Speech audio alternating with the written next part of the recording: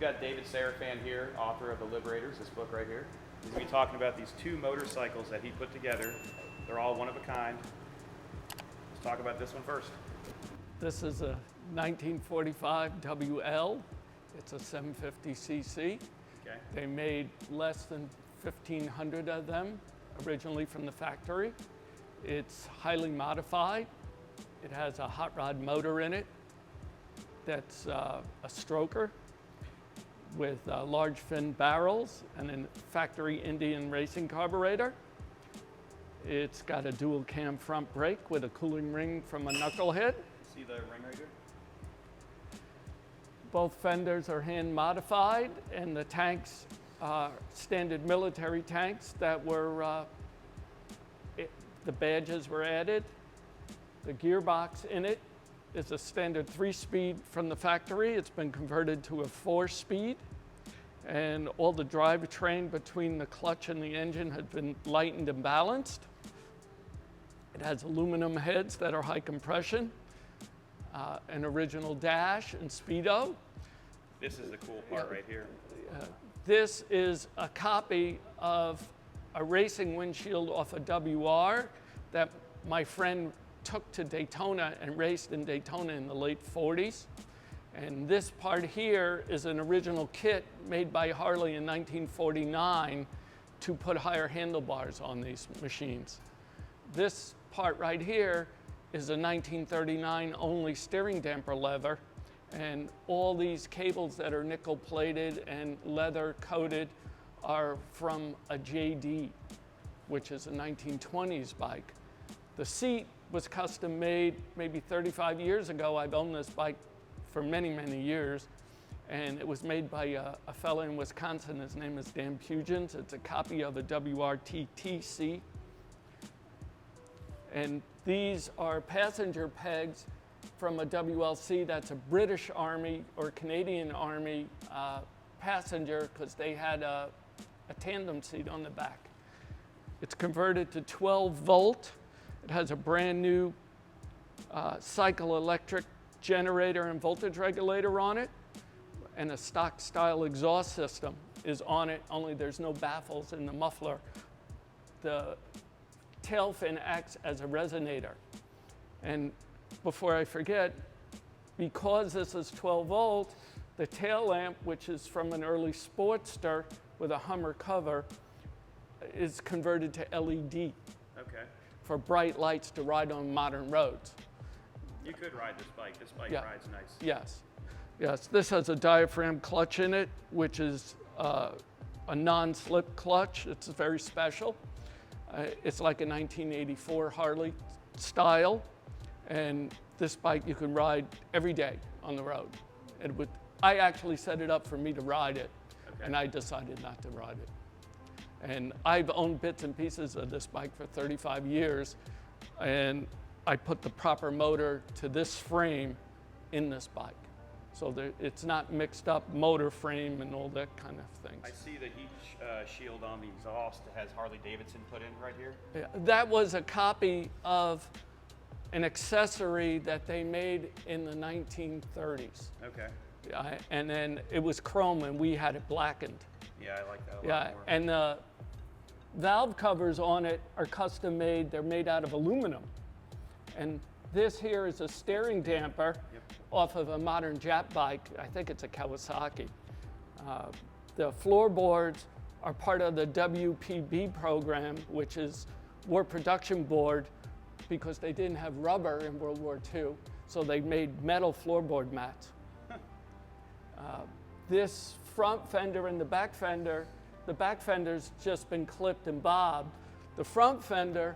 You extended it? No. What we did is we shortened the front and we changed the fender braces for aesthetics. Usually when they're changed, they just cut this bracket off. Usually down here at the rockers, we made it a whole piece again so it's rigid and you could ride it on the road and it won't crack. And it has the standard ride control on it. And this front brake lever, they started producing in 1928. They last produced it in 1940. It's got a military Indian mirror bracket and mirror on it. And you said something about that right there. This is from a Fender, correct? That's a bumper from an Indian Bumper from an that I made into a grab handle. Yep. This And thing's amazing. it has standard 18-inch wheels. It has brand new brakes in the back, brand new chains, and it has a dual cam front brake on it, which This is from, what is this from? that is from a 1936 to 1940 twin. Okay. Either a big twin or a 45. It's a replica. They came either painted silver or chrome, and I got it was raw, so we made it black because we figured it would go with the motorcycle. It matches perfectly. Thanks for telling us about the 45. We're going to talk about this 43 next. These are both going to be listed up at the same time, and I think whoever buys this one should buy this one. So let's talk about the 43. Okay, this is a 1200 cc. They made less than 500 of these. In 1943, the total production was either for the military or for the WPB, which is Word Production Board, which means if you carried the mail or you were a messenger, you had one of these bikes. The frame is different, the fork is different, everything about this is different. This has stock 1940 gasoline tanks. We put those emblems on, which are 1940 style, but they're original Harley tanks.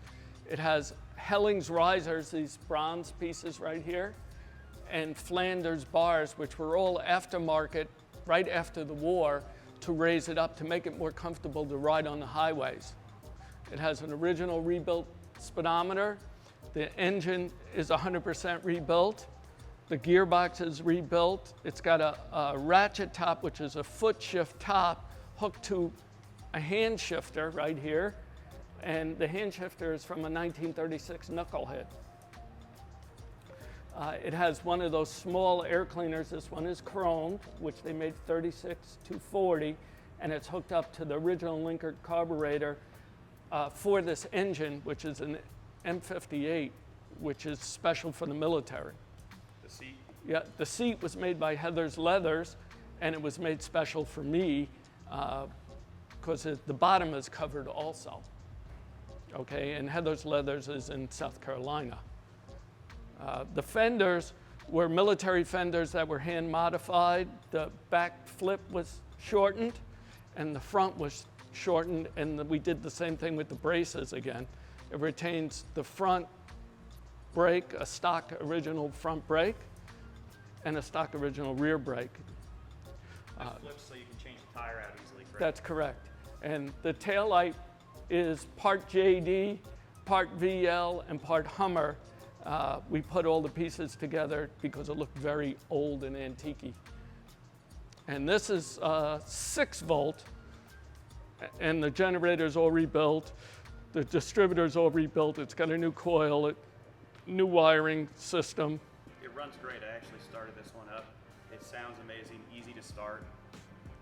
Got your Yeah, there's your kicker. It's a military kicker on it from the British Army, and it has a spark plug, extra spark plug carrier on it. I like that was an accessory from the 50s. And the exhaust system is stock military style, which has the short fin on it, They did only that for the dust, military. right? Yes, that's correct. This way the dust didn't get picked up on the dirt roads. It's got an original style toolbox, original style frame, original style forks. And I see you added this to the brake. Yeah, that's a dog chain. That's an old chopper trick from the 60s. And Why it would they do that? looks. Oh, it looks. Yeah, and when they were not adjusted right, it kept them from going back too far, so you could hit the pedal. It has all internal cables and wiring, and it has a steering stabilizer that was an accessory that came out in 1929 that we got a hold of. This originally was a 45 fork that we adopted into a 74 configuration. We changed the stem from 7/8 to 1 inch, and we drilled out the blades of the forks to accept the big rockers and the We'll see big it brake. better. Yep. It's part of the full disclosure. We have to tell you that we modified things. Well, you guys are going to see these on the site. Be sure to like and subscribe. If you have any questions about these specific bikes or any bikes that David puts together for us, leave us an email or give us a call. The link's below for the details on both these. We also have a WLA that's for sale, and it's right behind this 28 Dodge. Thank you again. Thank you. Thanks for listening. Yep.